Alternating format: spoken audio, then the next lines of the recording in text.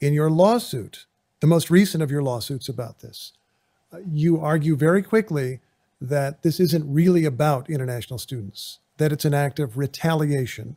What is really going on in your view? In my view, the federal government is saying that we need to address anti-Semitism in particular, but it has raised other issues, including issues about speech, and it includes claims that we lack viewpoint diversity. There are also claims about failure to comply with laws concerning discrimination more generally. For some of this, we have been very clear that we think we do have issues, and I would particularly emphasize the speech issues.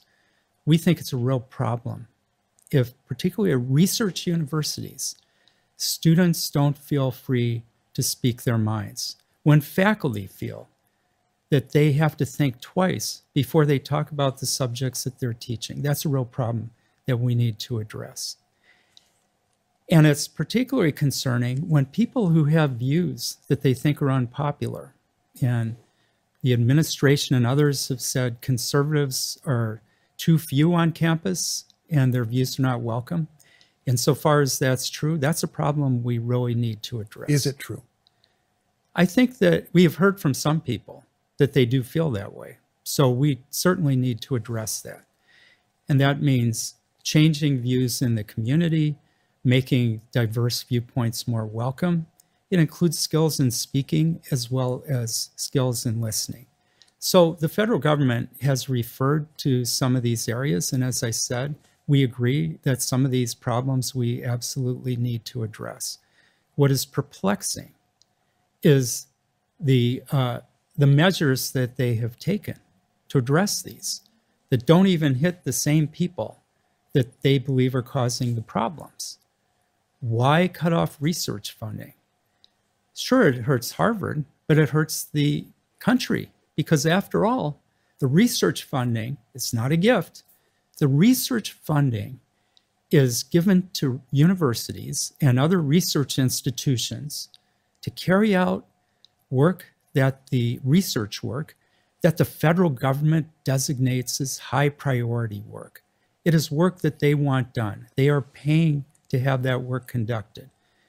Shutting off that work does not help the country, even as it punishes Harvard. And it is hard to see the link between that and, say, anti-Semitism. If you don't see a link, it raises the question of what you think the government is really doing. Is the administration trying to damage, destroy, or capture your university? I don't know fully what the motivations are, but I do know that there are people who are fighting a cultural battle. I don't know if that is what is driving the administration. They don't like what's happened to campuses. And sometimes they don't like what we represent. What I can tell you is Harvard is a very old institution, much older than the country. And as long as there has been a United States of America, Harvard has thought that its role is to serve the nation. I believe I speak for nearly every other university as well in believing that is our goal. And that is why, insofar as there are people who would like to see these universities brought down in some sense, I think that their fire is misdirected because we have a common interest in making the nation and indeed the world a better place. In the letter cutting off your ability to host international students, the Department of Homeland Security made a number of accusations, including these, that you, Harvard, brazenly refused to provide information that was demanded about international students, and that you also, quote, ignored a follow-up question about them. Is either of those statements true? To the best of my knowledge, they are not true. I need to add, by the way, that this is clearly the subject of litigation, as you pointed out earlier. So we have endeavored to comply fully in line with the law with the requests that the government has made. Are you going to be able to show in court that you provided information, which I believe your lawsuit says you did? I believe we have provided ample information in line with the law. In that same statement, announcing that you would lose the right to host international students, the DHS was able to link to one of Harvard's own documents.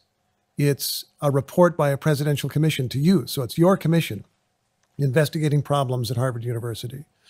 And I read through the document. There are a lot of accusations in there about things that have gone wrong here. And my eye fell on one sentence, which I wrote down.